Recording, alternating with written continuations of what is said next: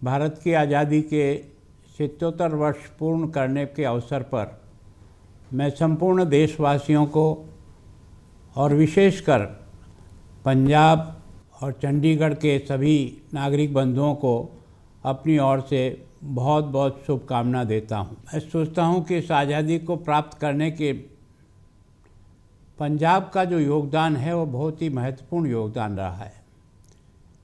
आज़ादी के संघर्ष में शहीद भगत सिंह को हम सब इस दिन केवल पंजाब ही नहीं सारा देश याद करता है। ये वही धरती है जहाँ लाला लाजपत राय ने आज़ादी मेरा जन्मसिद्ध अधिकार है की घोषणा करके इस आज़ादी को यज्ञ को आगे बढ़ाया। ये वही धरती है जहाँ उधम सिंह जैसे व्यक्ति ने जलियांवाला बाग के उस नरसंहार का बदला लेने के लिए ठेठ इंग्लैंड जाकर के भी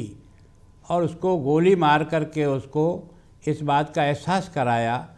कि आज़ादी के प्रति देश के अंदर कितना बड़ा उबाल है। इन क्रांतिकारी शहीदों ने इस देश की आज़ादी को जंग को लड़ा है। केवल मैं सोचता हूँ कि हज़ारों लोगों ने जेल की यातनाएं बर्दाश्त की, काला पानी की सज़ा को बर्दाश्त किया,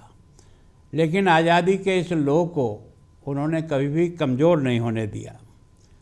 और इस कारण से यह जो आज़ादी का पर्व है वो हम सब लोग के लिए बहुत ही गौरव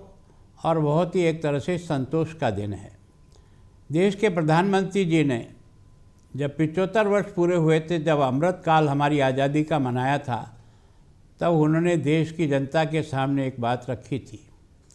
कि अब हम अमृत काल है, लेकिन हमारा लक्ष्य है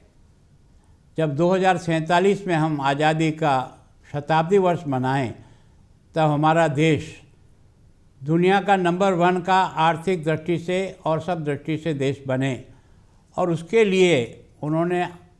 हम सब को भी प्रेरित करने का प्रयास किया है। मैं सोचता हूँ कि हम सब लोगों को इस बारे में विचार करना चाहिए कि जिन्होंने आज़ादी का जंग लड़ा, जिन्होंने अपना सब कुछ दिया, अपना परिवार छोड़े, भाई बहन छोड़े,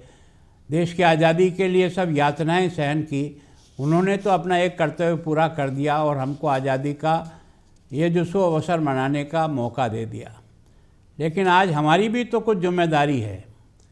कि आज हम इस आज़ाद भारत में जब हम रह रहे हैं तो हम 140 करोड़ लोगों के भी मन में इस बात का भाव आना चाहिए कि जिन्होंने हमें आज़ादी का ये अवसर दिया है, अब हम देश को अपने कर्म शक्ति से, अपनी ईमानदारी से, अपनी निष्ठा से, अपनी प्रयत्न से इस देश को उस ऊंचाई को दें जिस ऊंचाई के लिए आज हम और आप सब लोग जो है लालायित हैं। मैं सोचता हूँ ये देश का कितना भाग्यशाली है कि जब 18वीं लोकसभा का चुनाव किया तो 65 करोड़ लोगों ने मतदान करके इस देश के लोकतंत्र को दुनिया को दिखा दिया कि भारत की जनता अपने लोकतंत्र को कितना प्यार करती है। यानी यहाँ सरकारें आई और सरकारें गई, लेकिन किसी प्रकार की कोई हिंसा या किसी प्रकार का विद्रोह नहीं होना। इसका मतलब यह है कि लोकतांत्रिक दृष्टि से भारत एक मॉडल बनकर के आज दुनिया के सामने उपस्थित हुआ है। मैं सोचता हूँ कि देश की आज़ादी के बाद अयोध्या में भगवान श्री राम के मंदिर का निर्माण हम सब के लिए बहुत ही गौरव और आनंद का विषय है।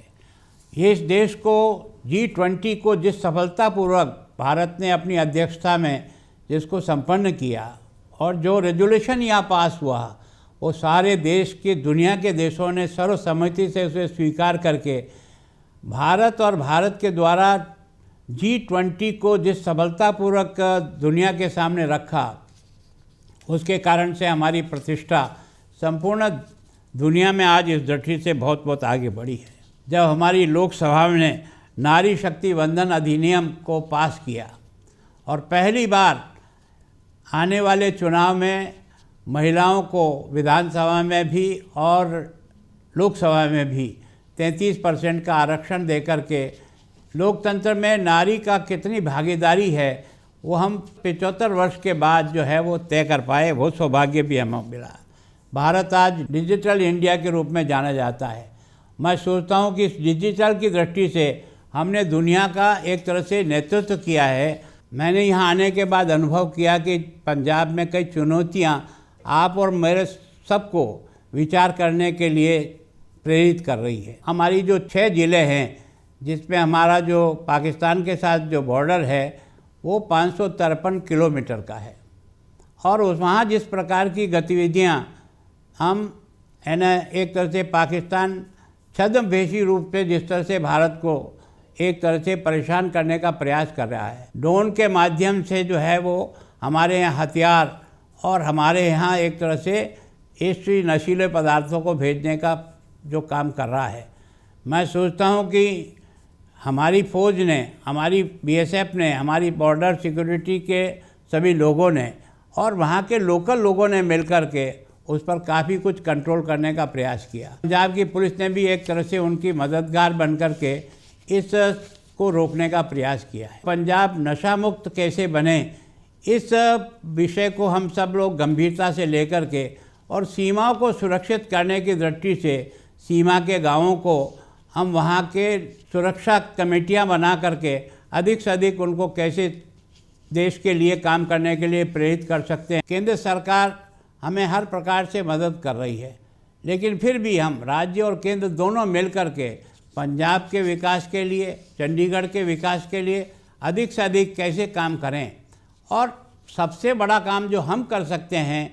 वास्तव में आज़ादी का जब पर्व मना रहे हैं तो ये दूसरे से शुरू नहीं होगा, ये हमको अपने व्यक्तिगत रूप से शुरू करना पड़ेगा कि हम देश के लिए किस प्रकार से, किस तन्मयता से, ईमानदारी से, निष्ठा से, पूरा परिश्रम पूर्वक कैसे काम कर सकते हैं। तो मैं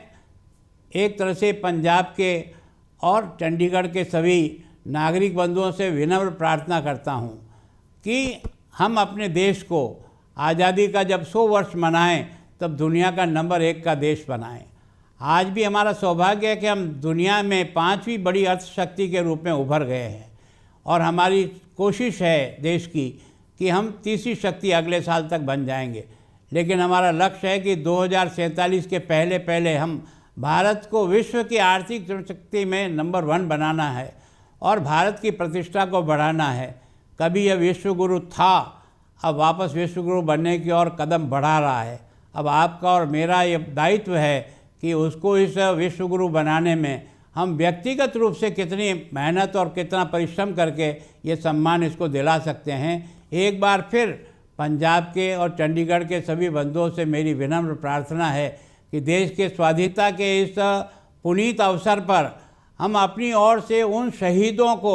एक तरह से श्रद्धांजलि दें जिनके कारण से आज़ादी का अनुभव कर रहे हैं। आज हम अपने देश के उन फौजियों को भी याद करें जिन्होंने सीमा की सुरक्षा के लिए अपना सब कुछ न्यौछावर करके देश के तिरंगे को उन्होंने जो सम्मान दिलाया है। मैं सोचता हूँ उन्होंने सब कुछ किया है, हम भी तो कुछ करें। इस भावना के साथ मैं आपसे विनम्र फिर प्रार्थना कर रहा हूँ कि हम सब मिलकर के प्रयास करें कि हमारा देश और हमारा पंजाब और हमारा चंडीगढ़ कैसे विकास की दौड़ में एक तरह से आगे निकले। इन्हीं भावनाओं के साथ आप सबको मेरा नमस्कार। जय हिंद।